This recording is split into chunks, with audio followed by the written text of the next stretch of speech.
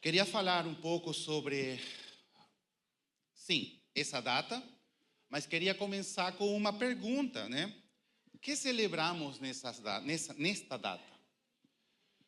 Nós temos como costume usar as datas para celebrar alguma coisa, para nos lembrar de alguma coisa, um evento importante, algo que aconteceu nas nossas vidas importantes. Por exemplo, o nosso nascimento, né? Todo ano a gente celebra, festeja o dia que a gente nasceu, né? Não sei se aqui tem alguém que nasceu no 29 de fevereiro. Tem alguém aqui? Não tem, né? É difícil alguém nascer nessa data, mas essa pessoa vai fazer aniversário cada 4 anos, né? Então, são privilegiados porque não vão chegar na idade velha, né? Mas também celebramos aniversário de casamento. Eu tenho certeza absoluta que se eu perguntar para um homem aqui quando que é seu aniversário de casamento, vai falar com certeza, não é? Amém? Cadê? Mulheres, não perguntem agora, deixa para o final, tá? Mas também comemoramos as datas, por exemplo, o dia da independência dos nossos países, né? Vocês, brasileiros, eu peruano, temos peruanos aqui também. Os peruanos sabemos que nossa independência é dia 28 de julho de 1821. Agora, brasileiros também conhecem o dia da sua independência, não é verdade? Que dia?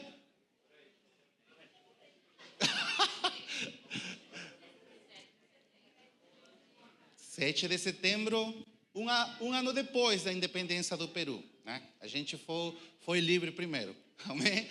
1822. Mas são datas que a gente escolhe no calendário para fazer comemorações, para trazer à memória coisas boas que aconteceram nas nossas vidas, ou na vida, ou na cultura, ou nos países, enfim, né? Obrigado, Raquel. E a gente traz essas datas para trazer à memória isso. A pergunta é, bom, hoje não, mas o dia 24, meia-noite, 25 de dezembro, o que a cristandade celebra? O que estamos celebrando hoje? O cristianismo, no início, a sua base, o que eles pregavam era o ensino de Jesus, o que Jesus tinha falado, tinha ensinado. Também eles pregavam a morte de Jesus, a cruz, eles pregavam, mas tinha uma mensagem que era a base de tudo, que era a ressurreição de Jesus Cristo. Paulo, na primeira carta aos Coríntios, no capítulo 15, versículo 14, diz: e se Cristo não ressuscitou, então a nossa pregação é inútil, e também a vossa fé. Então a igreja, no início, a base da sua pregação era a vida de Jesus, a morte de Jesus e a sua ressurreição. Logo, passando uns quantos anos, a igreja se viu na necessidade de procurar mais coisas que testificassem que Jesus era o Senhor, era o Cristo, o ungido. Então a igreja foi pesquisar no Antigo Testamento e se deu com a grande surpresa de que descobriram mais de 300 profecias do Antigo Testamento que falavam em relação a Jesus. E todas se cumpriam em Jesus.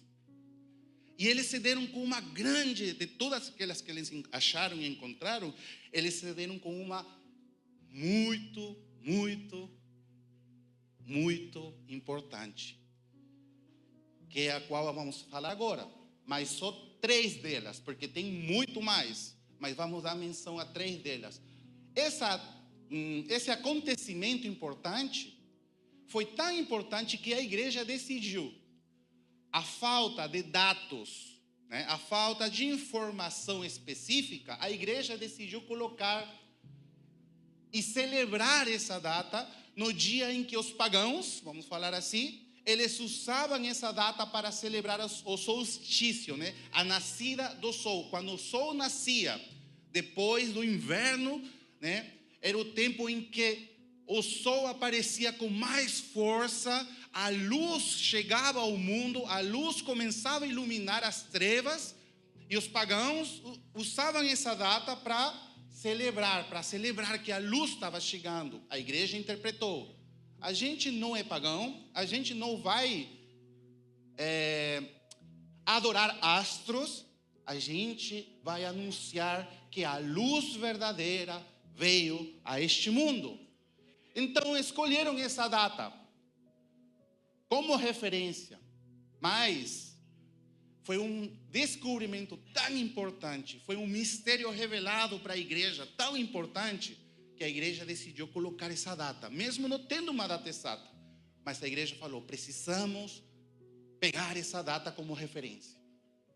Isaías capítulo 7, versículo 14,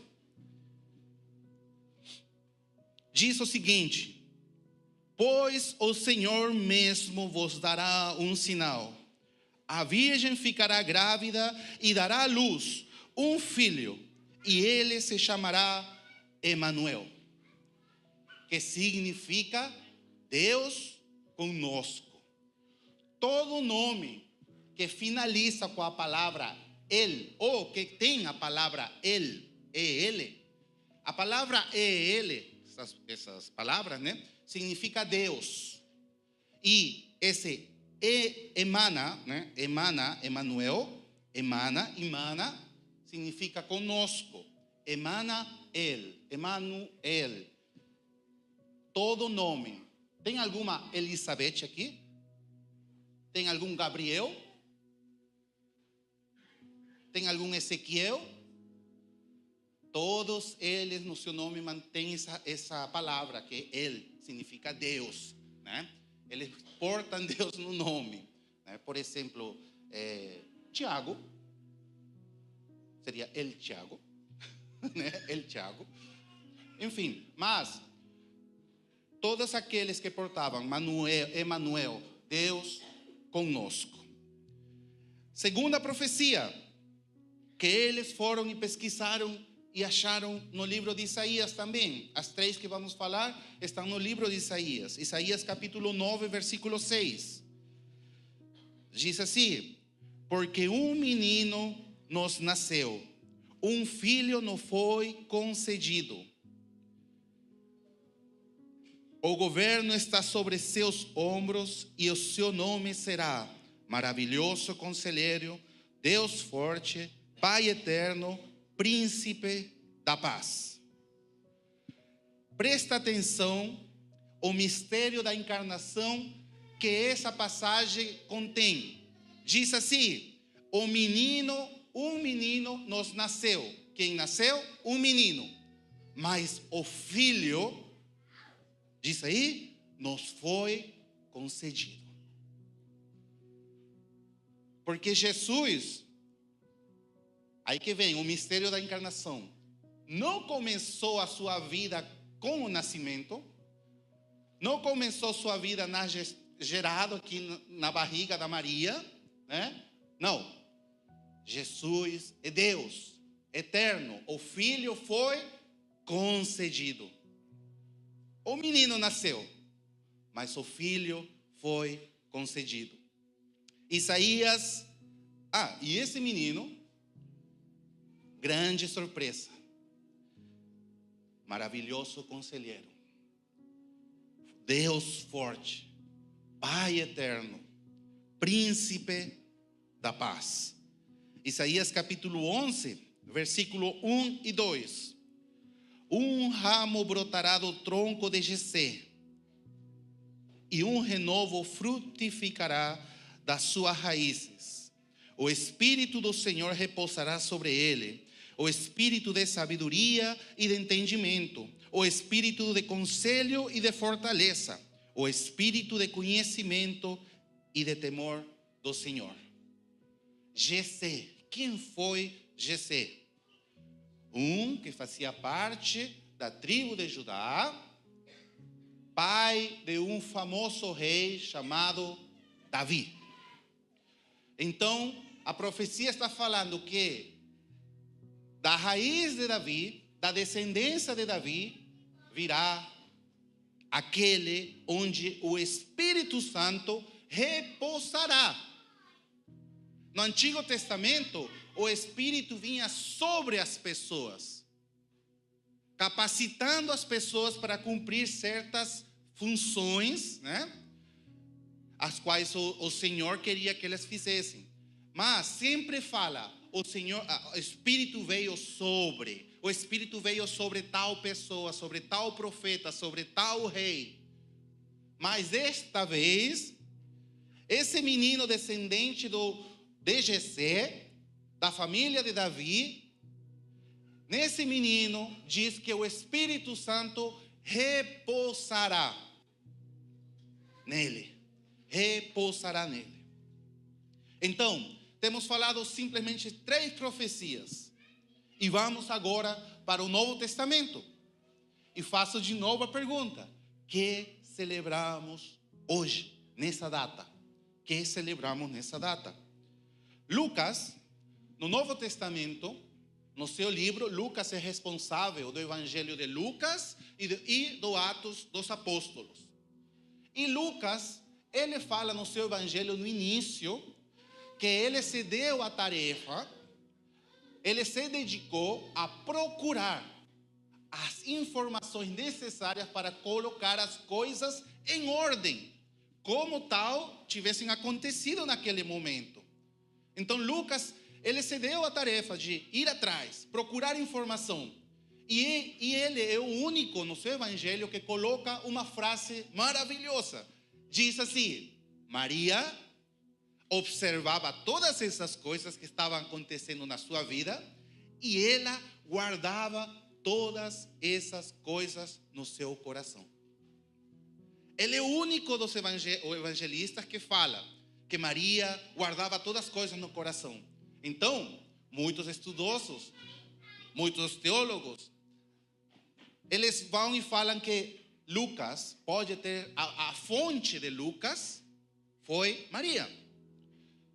E se fosse assim, ele nos conta como foi, ele nos fala e nos ensina como foi o nascimento de Jesus, desde o anúncio que foi feito a Maria, né? E lá em Lucas, capítulo 1, versículo 35, diz assim: o anjo respondeu: o Espírito Santo virá sobre ti. Aqui o anjo é Gabriel e está falando com Maria. O Espírito Santo virá sobre ti, e o poder do Altíssimo te cobrirá com a sua sombra. Por isso, aquele que nascerá será santo e será chamado Filho de Deus. Maria, ela estava vivendo certos acontecimentos com ela, e ela diz que guardava tudo no seu coração, para que depois alguém como Lucas fosse perguntar, pesquisar, para deixar registrado essas coisas. E Maria conta que um anjo do Senhor se apareceu, e aquela profecia que foi falada há mais de 400 anos antes, estava se cumprindo nesse momento. O Espírito Santo ia cobrir ela, e o Filho de Deus ia nascer. Em Lucas capítulo 2, ele nos fala esse acontecimento. A partir do versículo 4 até o 16, vamos estar lendo. Lucas capítulo 2, versículo 4 ao 16. E José também foi da cidade de Nazaré, na Galileia, a cidade de Davi. Quem era Davi? Descendente filho de Jessé, chamada Belém, na Judeia, porque era da linhagem e da família de Davi, para alistar-se com Maria, que estava grávida e comprometida com ele. Enquanto estavam lá, chegou o tempo dela dar à luz, e ela teve seu filho primogênito. Que significa primogênito? o primeiro. E Jesus é o primogênito de Maria, mas ele é o unigênito de Deus. O único.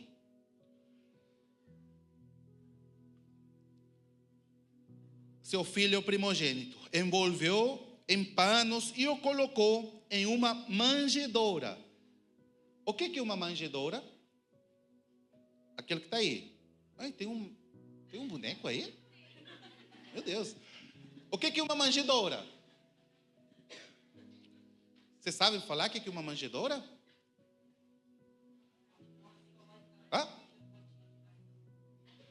É o lugar, obrigado Laís, está certo? É o lugar onde os animais comem. É o lugar, na minha cidade, onde eu morava numa fazenda. E a gente criava porcos. E a gente jogava a comida dos porcos, né, naquele lugar, na manjedoura. E o porco come de todo. Então aquele lugar era um lugar, gente, sujo, fedido.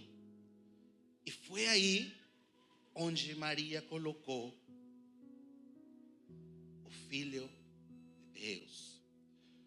Pois não havia lugar para eles na hospedaria. Naquela mesma região, havia pastores que estavam no campo, à noite, tomando conta do rebanho. E um anjo do Senhor apareceu diante deles, e a glória do Senhor os cercou de resplandor. E ficaram com muito medo. Mas o anjo lhes disse: não temais, porque vos trago novas de grande alegria para todo o povo. É que hoje, na cidade de Davi, vos nasceu um Salvador. Vos nasceu um Salvador, que é Cristo o Senhor. Nos nasceu um Cristo, nos nasceu um Senhor, vos nasceu um Salvador. E este será o sinal para vós: achareis um menino envolto em panos, deitado em uma manjedoura. Então, de repente, uma grande multidão de exércitos celestiais apareceu junto ao anjo, louvando a Deus e dizendo: glória a Deus nas maiores alturas, e a paz na terra entre os homens que ele ama. E logo que os anjos se retiraram, indo para o céu, os pastores disseram uns aos outros: vamos já até Belém para ver isso que aconteceu e o que o Senhor nos revelou. Foram então com toda pressa e acharam Maria e José e o menino deitado, aonde? Numa manjedoura. A profecia que 400 anos antes tinha se profetizado estava se cumprindo nesse dia. O rei, o maravilhoso conselheiro, o príncipe da paz, o Deus poderoso, o Pai eterno, tinha nascido. Mas tinha nascido onde? Num palácio, num lugar chique, num lugar lindo, maravilhoso. Não, tinha nascido num lugar sujo, num lugar cheio, desculpem a expressão, cheio de caca. É aí onde o rei do mundo, onde o que nos foi dado, o que foi que nasceu? O Salvador nasceu. E eu me lembro, sabe quando você escuta algumas ministrações e fica gravada na sua cabeça, talvez alguma frase, talvez ou toda a ministração, mas eu me lembro uma vez que veio um pastor americano, a pastora Keila estava traduzindo ele, né? Porque a nossa pastora fala inglês, gente, também, né?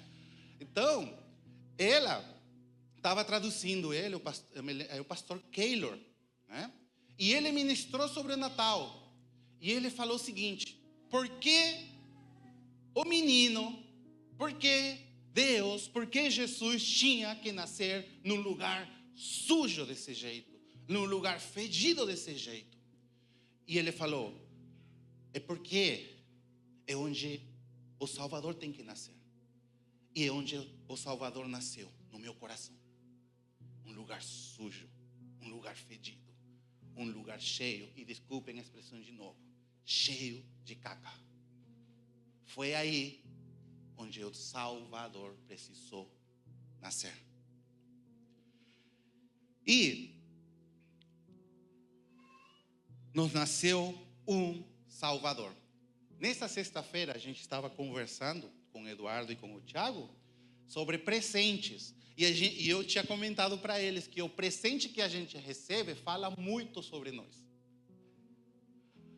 Por exemplo, né? Se eu receber, talvez, presente da minha esposa e da minha filha, um tênis para correr e uma roupa para correr, o que está falando de mim? Não é? Mas que estou precisando fazer esporte, não é verdade? Fala de mim, os presentes que eu ganho. Por isso que de ética. Eu sei que muitos temos vontade de fazer isso, nem com alguns amigos, mas é de ética nunca dar um desodorante de presente. Ou sabonete, né? Porque presentes falam muito sobre quem recebe esse presente. Que Deus nos deu? Que presente Deus deu ao mundo? Um Salvador. Estávamos perdidos nos nossos pecados. E Deus nos deu um Salvador como presente. Que celebramos hoje? Que celebramos no Natal? E essa salvação, ela se manifestou não numa manjedoura, senão se manifestou em outra coisa feita por um madeiro, a cruz. Foi aí onde Jesus manifestou a salvação do mundo. O que nós estávamos precisando, foi aí onde ele manifestou a sua salvação, morrendo por cada um de nós, carregando sobre si todos os pecados e cumprindo também outra profecia em Isaías 53, falando que o rosto dele ia ser totalmente desfigurado e que ninguém ia reconhecer ele, por causa que o corpo dele inteiro se fez uma ferida por causa dos nossos pecados. E foi aí que ele manifestou a salvação do mundo.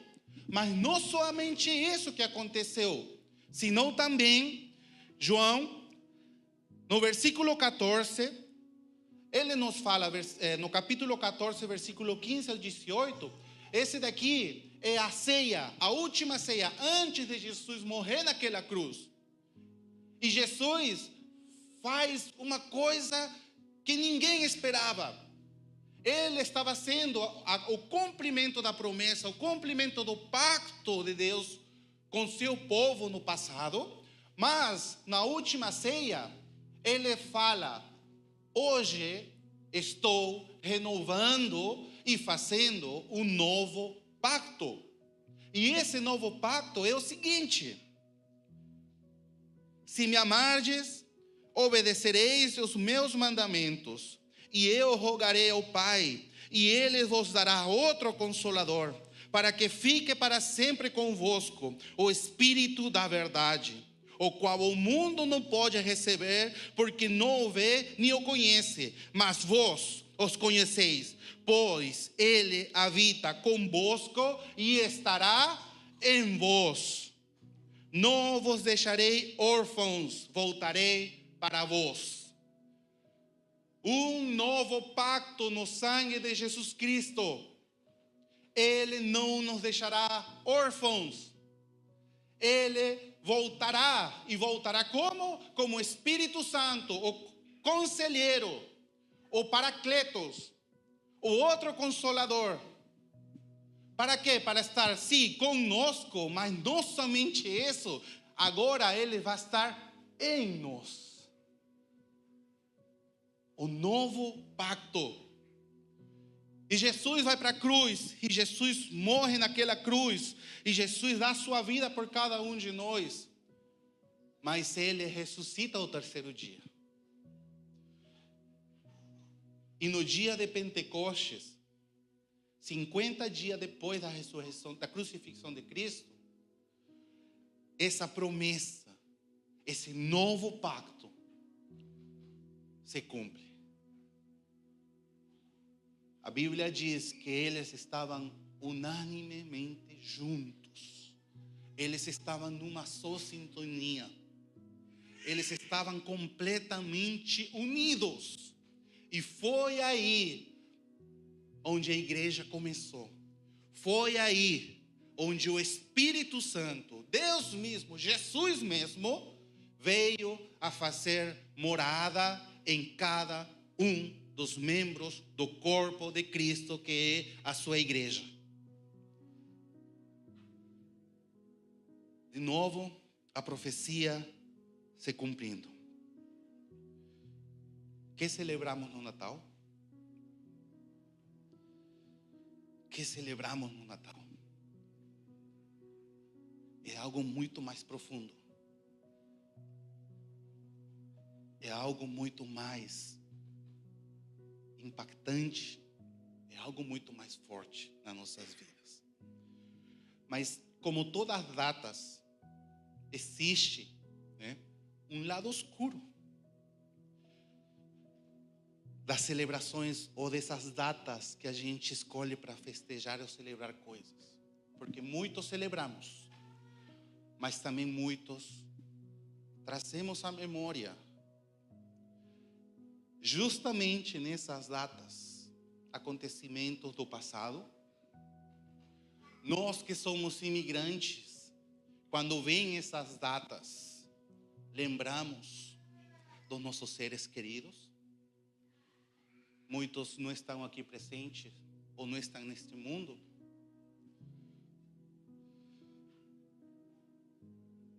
Sentimos solidão, mesmo estando com muita gente em volta. Sentimos tristeza, sentimos abandono, sentimos frustração. Porque é uma data comemorativa, sim, mas é uma data também que traz a finalização de um tempo, de uma temporada. E muitas vezes a gente colocou projetos nas nossas vidas, e chega no final de ano e a gente vê nessas datas que não se cumpriram e traz algumas frustrações. Falta de identidade. Tantas coisas que nós passamos nessas datas, não só alegria.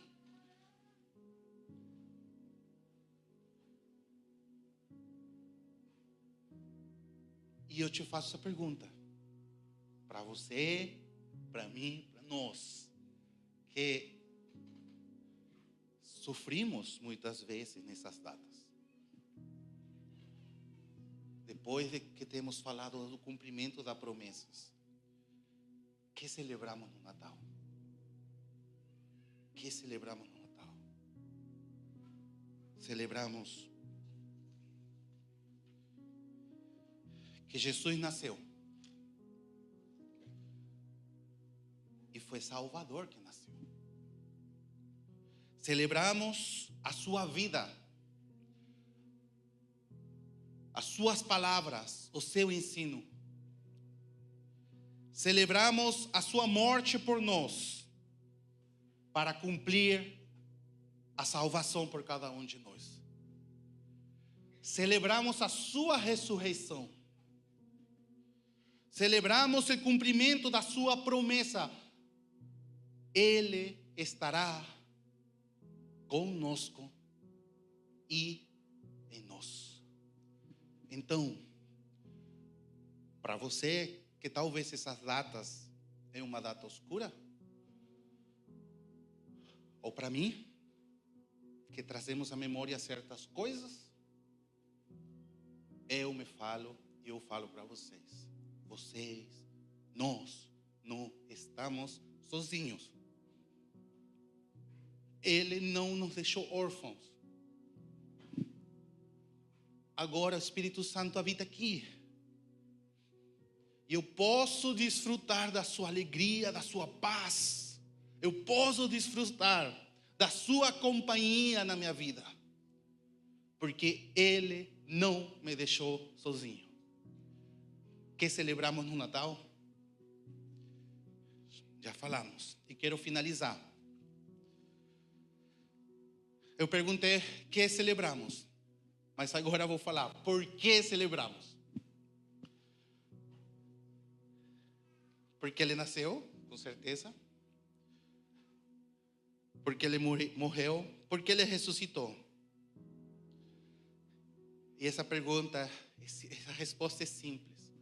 Se eu, Vitor, já vou dar uma dica, todo 24 de setembro eu comemoro meu aniversário, né?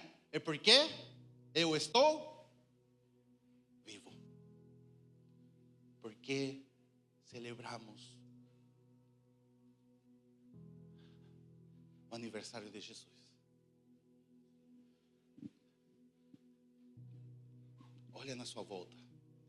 O rosto do ressuscitado está entre nós. Ele está vivo. Ele está vivo. E por isso celebramos o Natal. Por isso daqui é uma festa. Não estou sozinho. Curva sua cabeça, por favor.